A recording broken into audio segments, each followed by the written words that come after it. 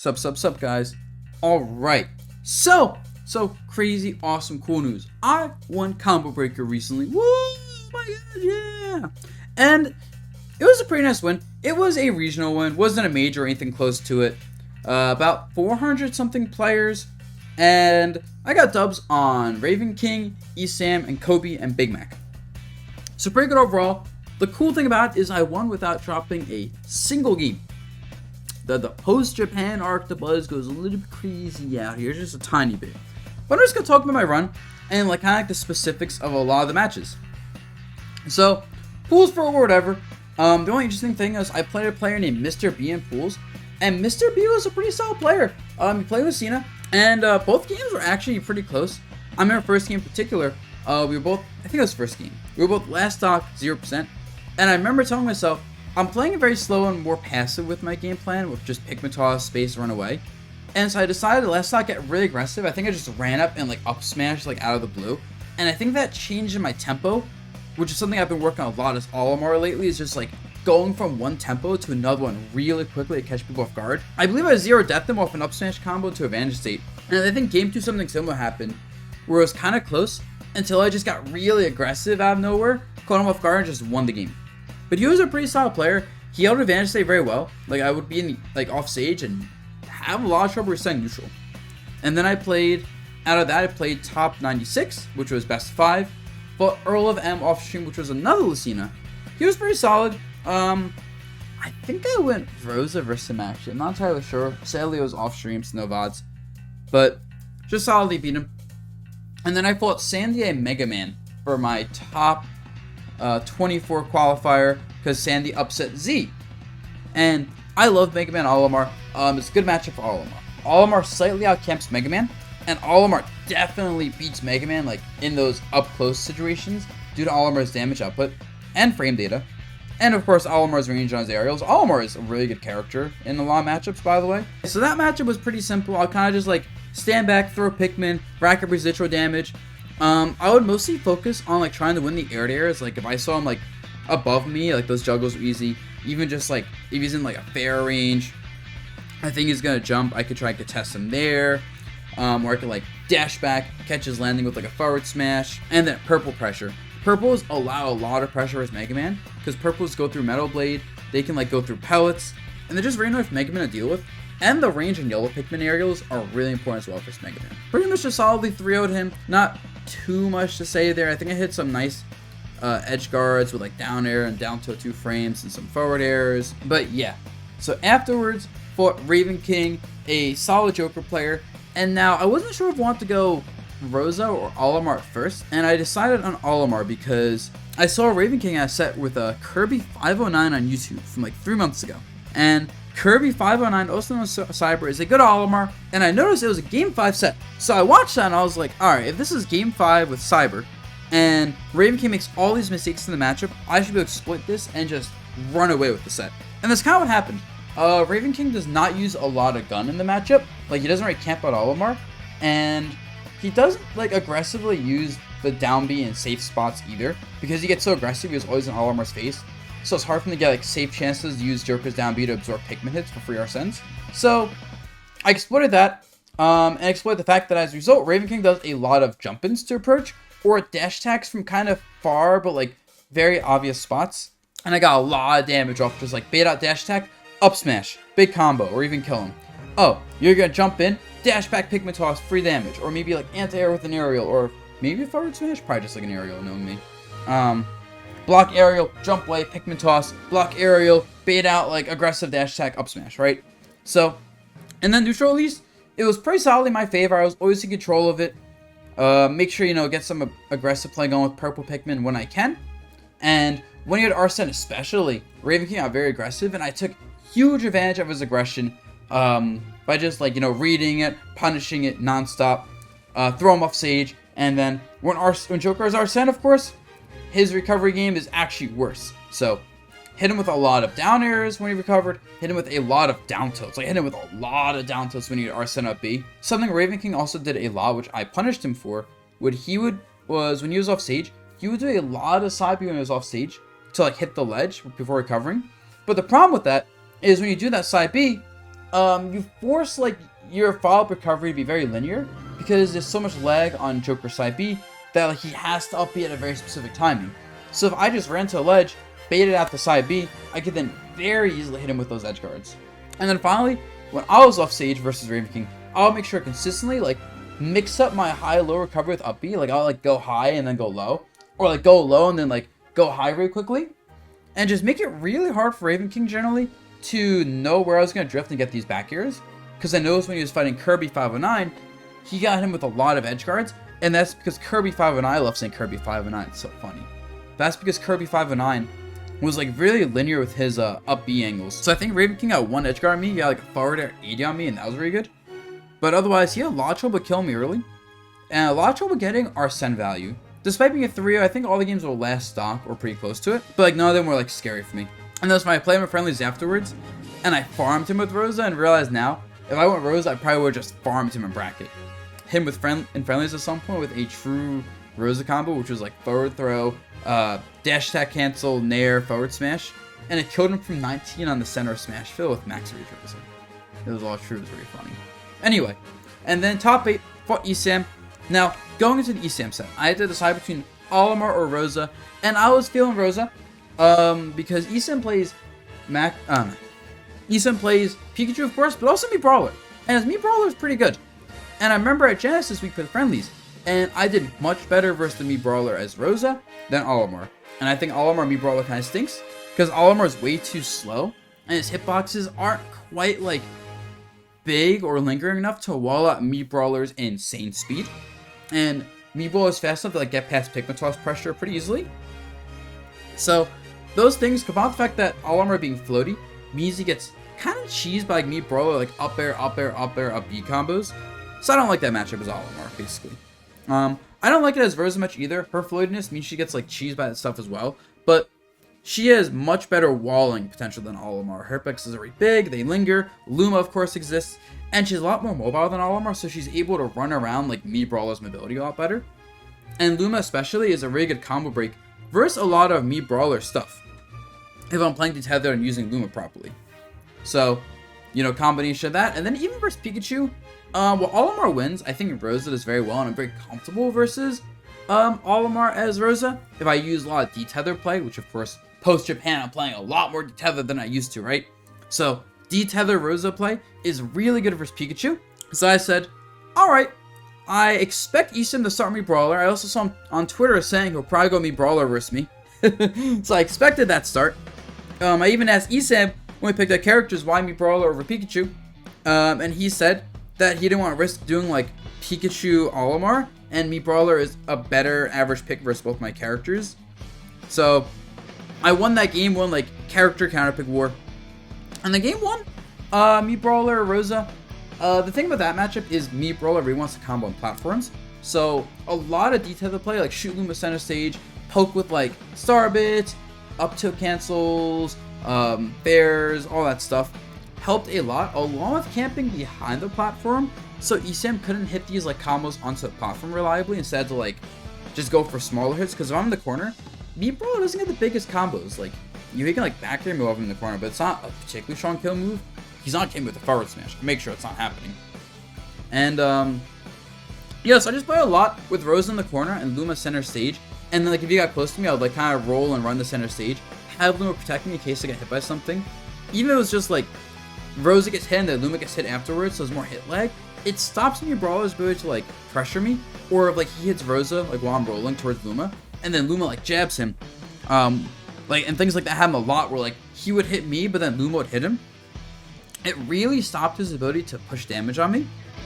So I won that game. It was, I think, the last stock, like clearly solidly my favor. I also ended up hitting him with a lot of forward airs when he was off stage, because he would get really greedy. And this is like funny, because I always tell people my lessons, don't do this. When you're off stage, don't double jump on stage aggressively, because like if you're close to a ledge, I'm just like most good players going to cover the double jump on stage, because they're not going to go for the edge guard anyway. So I hit him a lot for doing that. I got a lot of damage and a lot of time to stall out Luma in particular, by him doing these like double jumps on stage. Yeah, won that game 1. Game 2 he goes Pikachu, and I actually kind of farmed the Pikachu. First stock, I hit him with down tilt forward smash at 90. He just exploded.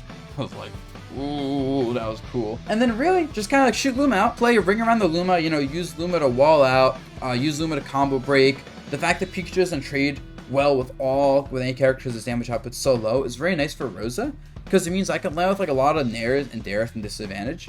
Or even just like if I get hit and Luma hits him, that trade's actually really even, instead of like most matchups where even though the trade is nice because it gets me at disadvantage, damage wise is not good for me normally. Pikachu matchup is very even.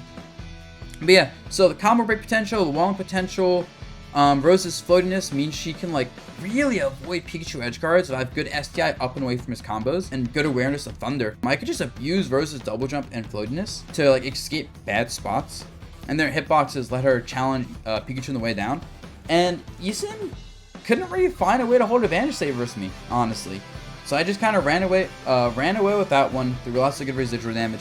Came back to me Brawler game 3, and it was kind of just a rinse repeat of game 1. And the next up, fought Big Mac, the Sheik. And now Big Mac, solid player. The thing about him is he's a very campy player. Very, very, very campy Sheik player. He uses a lot of needles and plays very much at like Sheik's like run up and like jump in or dash attack range as a punish to anything. So what I did is I played very Luma detether happy. Like I basically shot Luma center stage, poked him with star bits, or like attack cancel, like move Luma forward and like hit him with something type of stuff a lot. In game 1, it was a very slow grindy game 1, and I 3-stocked him. Game 2, he realized he can use the grenade to kind of contest Luma. Like if he shoots needles and I use star bits, I win that trade. Or if he shoots needles and I run up shield, I can block those for Luma, and then Luma moves forward and gets to pressure him for free. So he started using grenade, which would force me to either push Luma forward, push Luma upwards, or pull Luma backwards towards him. And all those kind of awkward because then Luma is not controlling the exact like Starbits range I want Luma to stay at passive. So it was very interesting. Games 2 and 3 were both last stock. I kind of won solidly, but it was like a lot closer. And I thought the grenade usage was pretty interesting. But luckily, because he played so far back, I still won over the course of the match through just like residual like starbit damage, and the fact that Sheik's combos like don't work super well on Rosa due to how light and floaty she is, combined with good DI. I also got a lot of damage on Sheik's recoveries, not because I'd kill her for the recoveries, but I got like a good amount of like starbit pokes when she was recovering, and all that damage matters in a matchup like Sheik Rosa, where like the Sheik player is playing super, not slow, yeah, pretty slow, right? Like long matches, lots of small hits over and over. So all that damage matters a lot when it's a potential timeout matchup even. So got a lot of damage on Sheik's recoveries with Starbits.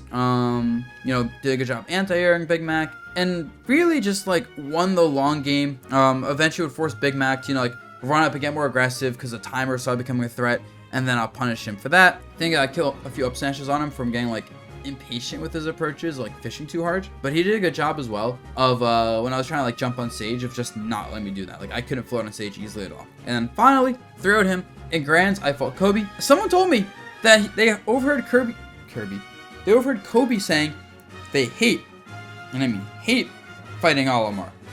And I was like, now I already like fighting Young Link. I think all three of my characters, Rosa, Olimar, Mimian, all beat Young Link for different reasons. Mimic just kind of throws arms and wins that way, but she gets comboed hard, so that's kind of scary. Rosa is able to use Luma to block projectiles and run up and burst Young Link down, and then abuse her amazing advantage, say especially edge guarding, against Young Link's really poor recovery. However, Rosa has to proactively take advantage of her edge guarding and advantage state, or she will lose the matchup from Young Link's just pure like projectile pressure and combo game. Like she has to aggressively get openings and kill Young Link off stage a lot. So I like Olimar in the matchup normally the most, because Olimar kind of just passively wins. Like red Pikmin goes through fire arrows and bombs, which is a big deal. Purple Pikmin also go through arrows and boomerang, which is a big deal. And then short out white Pikmin toss goes over a lot of Young Link's projectiles for free pressure. So I generally outcamp Young Link with proper Pikmin management. I can't just spam them mindlessly. I have to know what Pikmin I'm throwing when and where. But Olimar tends to win the camping game, and then up close, Young Link has a good combo game, but Olimar just has strict good damage and hitboxes, so it's pretty even there. And then Olimar is able to go off stage and edgeguard Young Link pretty well with like fairs or fairs or lingering down or 2 frames are really good versus Young Link. So I got a lot of kills off of that. I got a lot of residual damage off the camping. And All Armor's Whistle Armor is so big for Young Link. So big. I think I evaded like 3 or 4 potentially big combos by just whistling through and punishing Young Link. Oh my god, I got like a lot of punishes I didn't deserve to get off All Armor's Whistle. With that said, Kobe was really hard to fight. Every game was pretty close. And I remember in particular, every game, what would happen is I'd be up quite a bit. I think the second game really highlights this, where I believe I was up like on my second stock, he was on last stock at like close to kill percent. And then he brought it back to like last stock, like almost last hit immediately. And I was like, shit. Like, he's really hard to like kill. He is really good clutch factor. I remember he beat Cola in a game he had no right winning. It was grand finals of a tournament. Last game, Kobe is fucking down. Everyone's just like, oh, Kobe lost the set free. And then he wins it. He fucking clutches on Cola like a god. And I'm like, bro, there's no way. There's no way. So yeah, Kobe's really good at clutch situations. He pretty much every game I was winning, and then he brought it back to make it really close at the end. And I also remember versus Kobe when I was watching his VODs. I noticed he's a very campy Young Link player. He doesn't like run up and press buttons a lot. He just kind of like throws projectiles and uses those projectiles to get in. And if he doesn't see an opening directly off the projectile, he's not gonna go for it. So I knew versus him, I gotta play very passive as well with Pikmin Toss, because All Armor has trouble like opening up a very campy Young Link in the matchup. It's one of those matchups that like the first player to get aggressive generally loses. And Kobe was also doing a really good job of killing my Pikmin. I didn't get much residual damage on white Pikmin. I had a lot of trouble getting value off purples in neutral. My purple value most came off the fact that like whenever he tried pushing advantage state, the purples would kind of shut down his approach and hit him a lot for that. But yeah, it was a very slow matchup. And every time I tried getting really aggressive with like throw a purple and then run forward, I couldn't quite do it. He was very good at sniffing out when I wanted to move forward, be more aggressive. And it was pretty difficult as a result to like get good hits on him. I feel like he felt the same versus me. And then when it came to ledge trapping, neither of us could ledge trap each other. I remember first stock, I tried ledge trapping him with like an aerial, and he had bomb in hand, and he did regular get up shield, the aerial, threw bomb, confirmed on the up smash mid screen. I'm like, I'm not going for that anymore. And then every time I tried spacing like a forward smash, he would like time his ledge option around that. If I went for something more aggressive like a down smash or a down tilt, he'd time well around that. Every time I tried reading his jump with like an aerial, he just wouldn't jump, and I'm like, I can't ledge trap you. You're doing such a good job here, and you're so good at threatening bomb conversions as reversals. I don't want to risk anything like super like crazy. And then inversely though, when he tried ledge trapping me, I'm super good at the ledge. I feel like I'm super good there, and of course purples are really nice. So like he couldn't quite position himself for ledge traps versus me because of purple picking pressure, along with me having good timings at the ledge. So a lot of times we kind of both would just like get to the ledge and then reset neutral slowly, and it was really funny. But yeah, so that was my grand. I did win that 3-0, but it was pretty close. The 3-0 but close meme. And just like that, one combo breaker. Pretty nice dub. Like I said, just a regional, but a few good wins. It's very nice to not drop a single game. And yeah, so that's it, guys. Hope you thought it was a cool like run through, break down my mindset and strategies and stuff during the tournament. And catch you later. Peace.